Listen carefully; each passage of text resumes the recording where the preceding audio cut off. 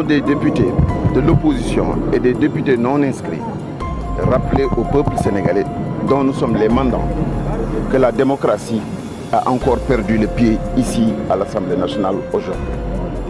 Ce dont il s'est agi dans l'installation du comité ad hoc, dès le départ, les règles élémentaires de démocratie instaurées à travers le règlement intérieur, à travers la possibilité de faire prévaloir la question préalable et les questions préjudicielles, on nous l'a refusé.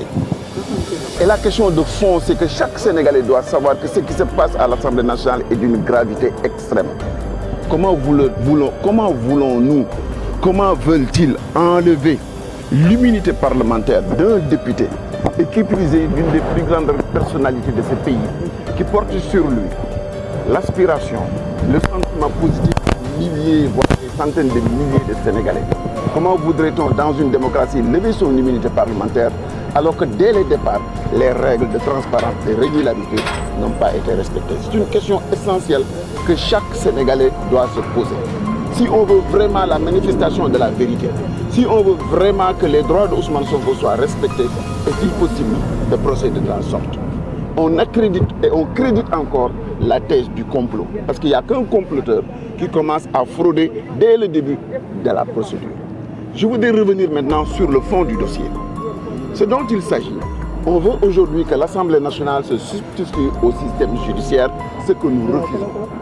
Le législateur a séparé le pouvoir judiciaire du pouvoir exécutif et du législatif. Lorsque le législateur a proclamé l'immunité, l'inviolabilité de la personne du député, c'était pour le protéger aussi bien de la furie de l'exécutif que de la furie du judiciaire. Et dans de telles dispositions, la réquisition du procureur de la République à l'endroit du juge d'instruction est très claire. Ce qui est visé là-bas, c'est un X qu'il faut aller chercher, alors que nous savons qu'un Ndeye Khady Diagne est poursuivi entre autres pour proxénétisme, etc. On nous dit qu'il faut séparer les pouvoirs. Pourquoi eux ne veulent-ils pas faire leur boulot? Pourquoi n'instrumentalise pas? Comment un juge d'instruction qui n'a pas auditionné la plaignante, n'a pas auditionné les témoins sur la base simplement d'allégations de sa supposée imagination débordante, il puisse penser un X qui logerait à l'Assemblée nationale? Vous verrez les 165 députés de l'Assemblée nationale. Il n'y a pas une femme ou un homme qui porte le nom ou le prénom de X. Il faut qu'on soit sérieux. La justice, c'est les procédures. La procédure fait le droit. La procédure donne aux citoyens la possibilité de faire valoir ses droits. Parce qu'il s'agit, si on les laisse passer, après avoir levé l'immunité parlementaire de Ousmane Sonko, d'attenter à ses libertés, d'attenter à l'espoir qu'il suscite pour certains de nos Sénégalais qui sont nombreux. Et cela n'est pas acceptable. Dans le jeu démocratique, il faut accepter, exister et laisser les autres exister. Il faut accepter, respirer et laisser les autres respirer. Ce dont il s'agit encore aujourd'hui, c'est comme on l'avait fait pour Khalifa Ababacar Sall. Procureur. En niant le fait qu'il n'a pas été assisté par un avocat lors de son audition à la police.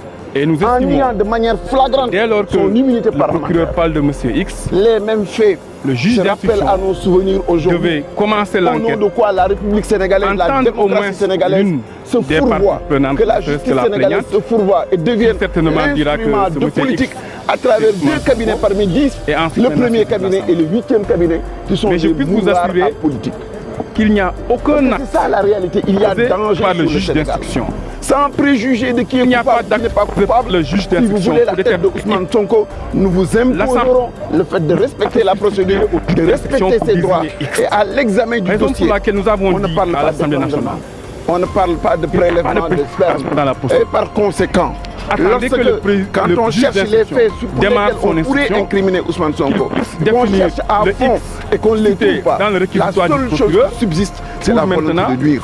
La seule chose qui subsiste, c'est la volonté de le fragmenter, de le phagocyter, de faire avec lui le même traitement qu'on a fait avec Ousmane, avec Khalifa Ababacar Sall et le même traitement qu'on a fait avec Karim Wade.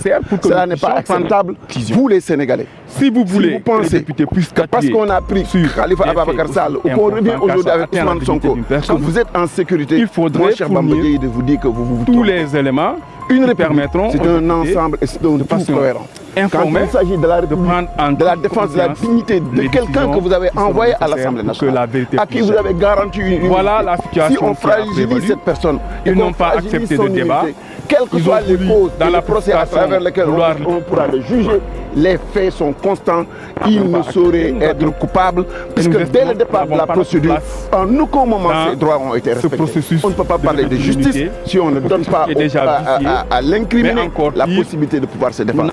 C'est le pays tel que nous l'avons aujourd'hui. Et ce pays-là, ici, sur cette place, où des gens se sont mobilisés pour pouvoir désigner. Un 23 et j'estime que juin, même où le peuple sénégalais s'est réuni, c'était pour tout, sauf pour installer une dictature qui ne dit pas son nom et le fait que la démocratie, les institutions, y compris la justice, soient au solde d'un politique.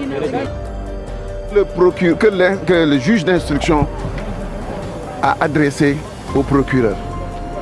Il est clair que dans le dossier aujourd'hui, et nous avons la liberté d'invoquer ce dossier et d'évoquer ce dossier, puisque vous les journalistes, vous les avez.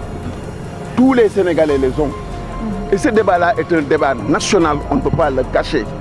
Et c'est la raison pour laquelle, moi je pense que le pire des criminels doit avoir le droit à un procès équitable et à un règlement de son dossier dans la transparence et l'équité pour faire préserver ses droits.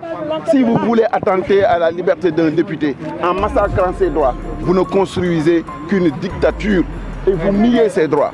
Ces faits-là sont là clairement dit qu'ils sont à la recherche d'un X.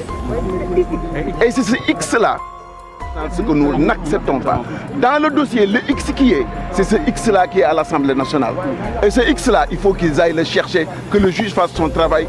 Nous ne sommes pas des juges, mais nous administrons ce qui nous revient de droit. Et on ne peut pas lever l'immunité parlementaire d'un député dans de telles conditions. Ce n'est pas acceptable. Je laisse ma collègue. Mais il l'a cité nommément parce que M. Moustapha Niasse